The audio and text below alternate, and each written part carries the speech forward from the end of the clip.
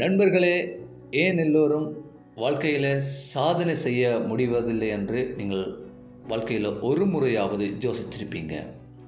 சாமானிய மனிதர்கள் தங்களுடைய வாழ்க்கையை நிம்மதியாகவும் சந்தோஷமாகவும் வாழ்வதற்காகவே அவர்கள் படிக்கிறார்கள், அவர்கள் வேலைக்கு செல்கிறார்கள், திருமணம் செய்து கொண்டு தங்களுடைய வாழ்க்கையை வாழ்கின்றார்கள்.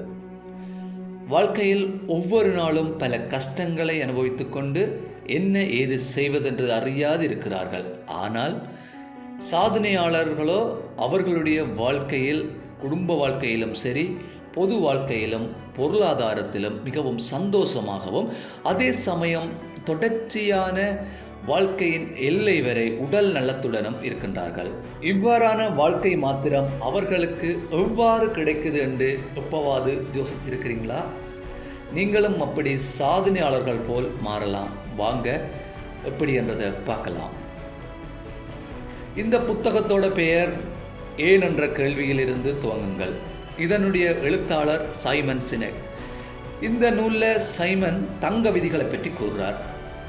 ஏன், எப்படி, என்ன சாதனை படைக்க முடியாமல், தங்கள் வாழ்க்கையை அடுத்த கட்டத்திற்கு கொண்டு செல்ல முடியாமல் திணறும் மக்களாக இருந்தாலும் சரி, நிறுவனங்களாக இருந்தாலும் சரி, தாங்கள் ஒரு பொருளை தயாரிக்க வேண்டும், அதை விற்பனை செய்ய வேண்டும், அல்லது ஒரு தனி மனிதனாக இருந்தால் தான் ஒரு வைத்தியராக வேண்டும், ஒரு பொறியியலாளராக வேண்டும் என்று யோசனை செய்வார்கள்.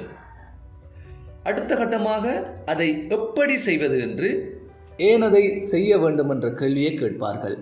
ஏன் என்ற கேள்விக்கு தனித்துவமான பதில் அவர்களால் சொல்ல முடியாது. தாங்கள் லாபம் பெற வேண்டும், பெரிய நிறுவனமாக மாற வேண்டும், வசதி வாய்ப்புகளுடன் வாழ வேண்டும், இவ்வாறான பதில்களையே அவர்கள் கூறுவார்கள். இவ்வாறான பதில்கள் பொதுப்படையானது, உலகிலுள்ள அனைத்து மக்களிடமும் காணப்படும் பதில். ஆனால் ஒரு நிறுவனமோ தனிநபரோ தாங்கள் ஏன், எப்படி, என்ன என்று சிந்திக்கிறார்களோ சாதனையாளர்களாகின்றார்கள், உலகை மாற்றுபவர்களாகின்றார்கள், மனித வரலாற்றில் தடம் பதிக்கின்றார்கள். இவ்வாறு ஏன் என்ற தங்களுடைய வாழ்க்கையில் கேட்பவர்களிடம் உதாரணத்தை சைமன் கூறுகின்றார். ரைட் சகோதரர்கள் சைக்கிள் கடை நடத்தி கொண்டிருந்தார்கள். பள்ளிப்படிப்பை சரிவர முடிக்காதவர்கள், படித்த ஆட்களும் துணைக்கு இல்லை, பொருளாதார வசதி கிடையாது.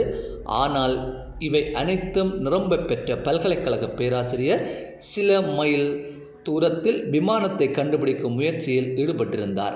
அதற்கு அமெரிக்க அரசாங்கம் நிதியுதவி கொடுத்து உதவினார்கள்.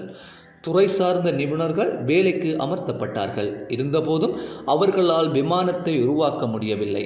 ரைட் சகோதரர்கள் அவை சாத்தியமானது. இதற்கு காரணம், ரைட் சகோதரர்கள் தாங்கள் இந்த விமானத்தை ஏன் செய்து கொண்டிருக்கிறோம் என்ற கேள்வியில் ஆரம்பித்தார்கள். அதற்கான விடை மனித குலம் பறக்க வேண்டும் என்ற ஒரே விடாப்புடியான ஆசைதான். ஆனால் பேராசிரியர் தாங்கள் என்ன கண்டுபிடித்து கொண்டிருக்கிறோம் என்ற கேள்வியில் ஆரம்பித்தார். அதற்கான விடை விமானம் கண்டுபிடித்து கொண்டிருக்கிறோம் என்பதாகும். பேராசிரியர் தோல்விகளை கண்டு துவண்டுவிட, எப்படியாவது மனித குலம் பறக்க வேண்டும் என்ற ஆசையில் ரைட் சகோதரர்கள் இறுதியாக விமானத்தை கண்டுபிடிக்கிறார்கள். இவ்வாறு பல நிஜ கதைகளை சைமன் கூறுகிறார். ஆப்பிள் நிறுவனத்தை பற்றி அவர் கூறுகிறார். எத்தனையோ டெக் நிறுவனங்கள் இருந்தபோதும் ஆப்பிளால் மட்டும் எப்படி இவ்வாறான ஒரு வளர்ச்சியை அடைய முடிகிறது?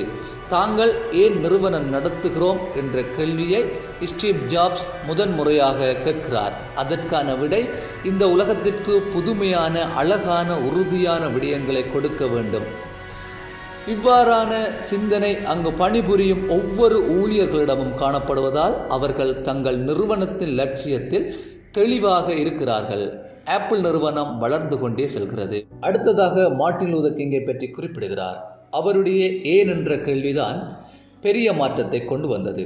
தான் ஏன் இந்த விடயத்தை கையில் எடுக்க வேண்டும் என்ற கேள்விக்கு, சமத்துவமான, சமாதானமான அமெரிக்காவை நான் கனவு காண்கிறேன் என்ற இவ்வாறான பதில் அமைகிறது.